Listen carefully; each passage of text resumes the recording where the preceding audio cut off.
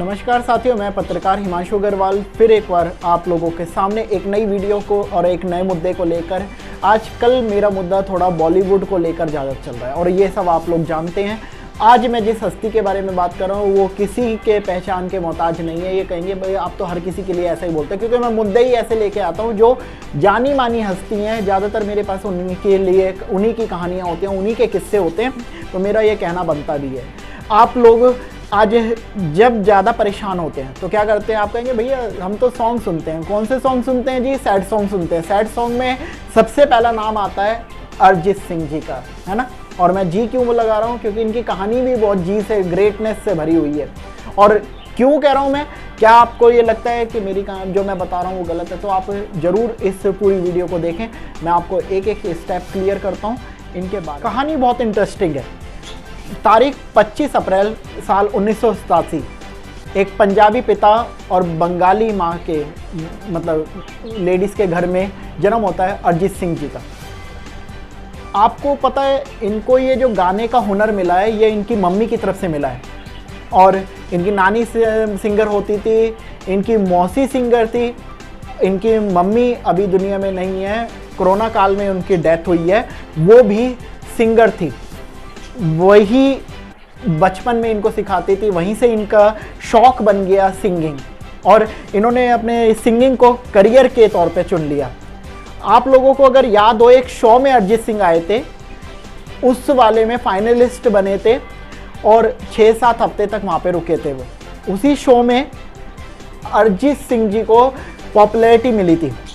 अगर आप इनके गाने सुनेंगे तो आप पहले वाले अरिजीत को और अब वाले को विश्वास ही नहीं कर पाएंगे। ये दोनों एक ही हैं, ये आवाज़ सेम है। जो आज आप सुनते हैं आप डीपनेस में चले जाते हैं।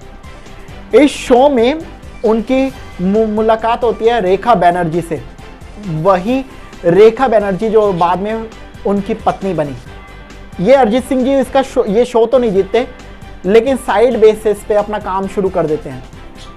आप सब जानते हैं हर चीज़ में कहीं ना कहीं हमें मतलब अच्छा भी मिलता है और बुरा भी। शो नहीं जीते लेकिन फिर भी इनको कुछ और मिल गया। 2005 में गुरुकुल शो में आए। आप लोगों को पता है अरिजीत सिंह जो पहले थे वो अब नहीं है ना, और इनको कम वोट मिले थे उस शो गुरुकुल में, है ना। और इसी वजह से अरिजीत सिंह वहाँ तो फाइनलिस्ट में से बाहर हो गए, लेकिन धीरे धीरे इनको काम मिलते चले गए। और इन पर जो उदाहरण है वो यही है कि भाई कई शो इन्होंने ज्वाइन करे, उसके बाद एक के बाद एक ये धमाल करते चले गए, है ना। और इन्होंने जो साइड बेसिस पे काम लिए ना, वो भी कहीं हद तक इनका कहते हैं कि किस्मत के तारे बुलंद होने थे, वो बुलंद हुए। अब इनकी मोहब्बत के ऊपर बात करते हैं, है ना। तो जब ये उनसे मिलते रहे, डेट पे जाते रहे, इन्होंने शादी कर ली उनसे। 1 साल के अंदर ही ना इन दोनों के बीच में कुछ भी अच्छा नहीं रहा। और जब ये अपने करियर के पीक पे थे तो ये सोचिए कि मतलब ऐसे इनके साथ हो जाना, है ना। क्या हो जाना इनके पहले मैं बता दूं कि सबसे पहले एक मिथुन की मतलब फिल्म से इनको ब्रेक मिला था। और आशिकी को तो आप जानते ही हैं, है ना, किस तरीके से इन्होंने उसमें गाना गाया था, मेरी आशिकी तुम ही हो। और बहुत अच्छा इनको फेम मिला, बहुत अच्छा ये पीक पे गए और एक के बाद एक गाने। आप लोग कौन से गाने से जानते हैं और कौन सा आपको पसंद है इनका गाना है, आप ज़रूर हमें बताना। मुझे तो बहुत पसंद है।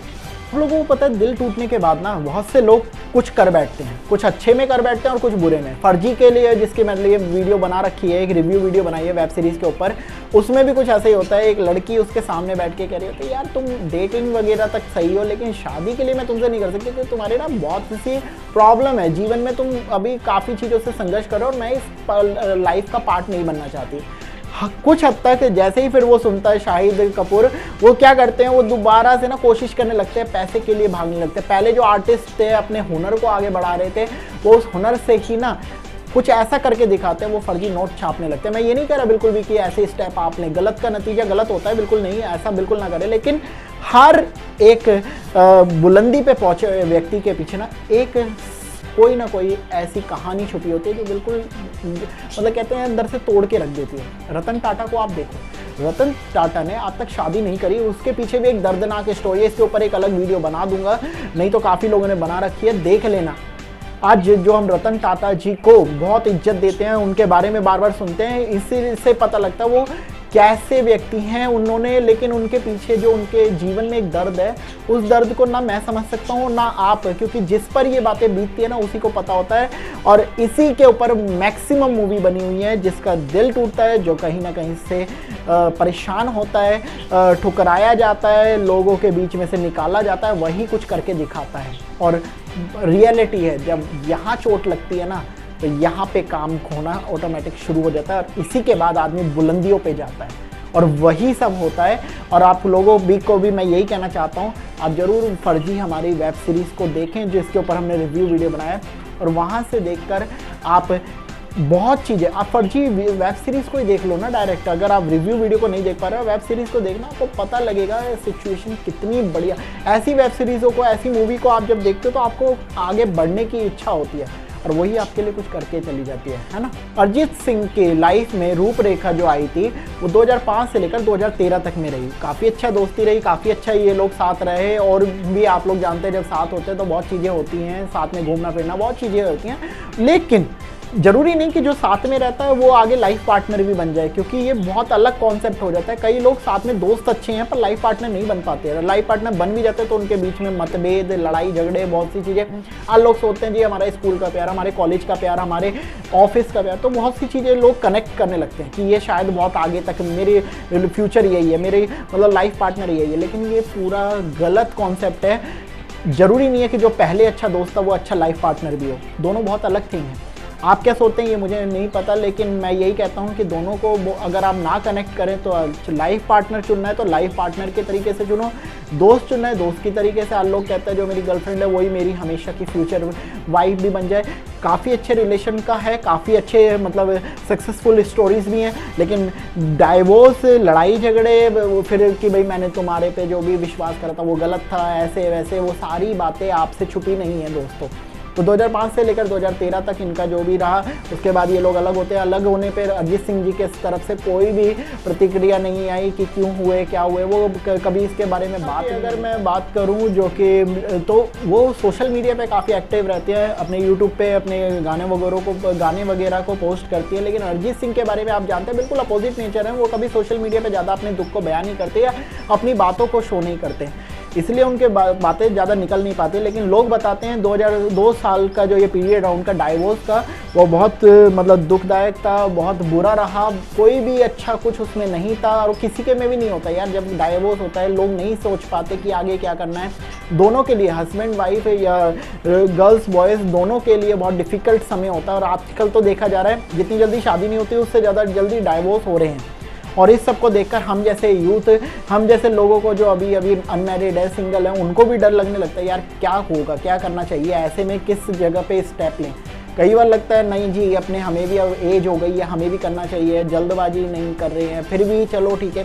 लेकिन कई बार लगता है ऐसी स्टोरियों को सुन के नहीं यार थोड़ा और रुक जाओ, देखना चाहिए, हमें समझना चाहिए। अभी जो होती है ना फिर कई बार घर वालों की, कई बार ऑफिस वालों की, कई बार अपने आपके कुलीग, कई बार दोस्त, यार शादी नहीं कर रहे हो, यार शादी नहीं कर रहे हो, यार क्या हो गया, एज हो रही है, वो रही है। उन लोगों की वजह से आज मैंने देखा बहुत से लोग फंस जाते हैं। ये सब दूसरे के कहे सुने की वजह से वो सोचते हैं यार नहीं मुझे भी कर लेनी चाहिए। अंदर से अगवाई नहीं है, अंदर से इच्छा नहीं है, अंदर से लग रहा है नहीं यार अभी थोड़ा समय देना, लेकिन लोगों की सुन रहे यार कर लेना चाहिए, यार कर लेते हैं और परेशानी में फंसते हैं। और इसी वजह से मैंने देखा है कुछ हस्बैंड तो कुछ वाइफ फिर अपने लोगों को अपनी मतलब रिलेशन में चीट करने लगते हैं, क्योंकि जिस व्यक्ति से उनकी शादी हुई है उससे विचार नहीं मिल रहे, उससे बातें नहीं मिल रही है, पसंद दोनों की अलग अलग है, और एक दूसरे को बस झेल रहे हैं, एक खींच रहे हैं।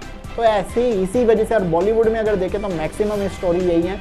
और आजकल तो कुछ डिफरेंट ही होने लगा। पहले लोगों को ये रहता था नहीं जी यार घर बर्बाद हो जाएगा, बच्चे बच्चे हो गए, अब तो चलो जो है यही है। लेकिन अब नहीं, बच्चे हैं ठीक है, बच्चे हैं ठीक है यार, छोड़ो बच्चों को, नहीं तो बच्चों को लेके ही चल दो। तो ऐसे बहुत से केसेस है, ठीक है, अच्छी बात है। मैं ये नहीं किसी पे दोष नहीं लगा रहा कि ये गलत है। जो जैसा करता है अपने लिए करता, अपनी लाइफ के लिए करता। सब स्वतंत्र भारत में है, स्वतंत्र भारत में रहते हैं, देश स्वतंत्र है, संविधान सबको मिला हुआ है, राइट सबके पास है, करो यार जो करना है।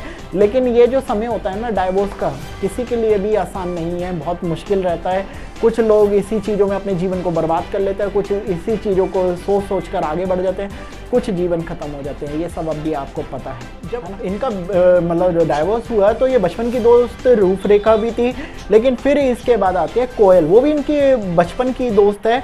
तो कहते हैं ना, एक जाता है तो दूसरा आता भी है। हर किसी के पास ऑप्शन होते हैं यार, बॉयज़ हों या गर्ल्स हों, सबके पास ऑप्शन अवेलेबल हैं। आप ये मत सोचो कि नहीं जी अगर आप मुझे छोड़ दोगे या मैं आपको छोड़ दूंगा, या ऐसे ही सोच के कहते हैं ना लोग, तो वो सामने वाला ख़त्म हो जाएगा या हम ख़त्म हो जाएंगे, क्या होगा हमारा, क्या होगा उसका। सबके पास ऊपर वाला है यार, कोई डरने की बात नहीं है। जो अच्छा लगता है वो करो, लेकिन मैं तो ये कहूँगा स्टेप लो तो सोच समझ के लो। आपके साथ कई परिवार, कई लोग भी जुड़े होते हैं, उनके फीलिंग जुड़ी होती है, समाज जुड़ा हुआ है। समाज पे क्या असर जाएगा, उन लोगों के मेंटली लेवल पे क्या असर होगा, क्योंकि आप अपने लिए नहीं कर रही है, आप एक दुनिया के सामने एग्जाम्पल रखते हैं। आज जिस तरीके से एग्जाम्पल चल रहे हैं, एक के बाद एक डाइवोर्स होते हैं, फिर वो कहते हैं नहीं जी ऐसे ही है। कुछ लोग शादी ही नहीं करते डर के मारे, नहीं जी गलत ही है, पूरा संसार गलत है ना। तो ये भावना भी, ये मन से सोच भी निकाल दीजिए। और जब वो एक गई तो दूसरी की एंट्री होती है, वो भी इनकी दोस्त है कोयल।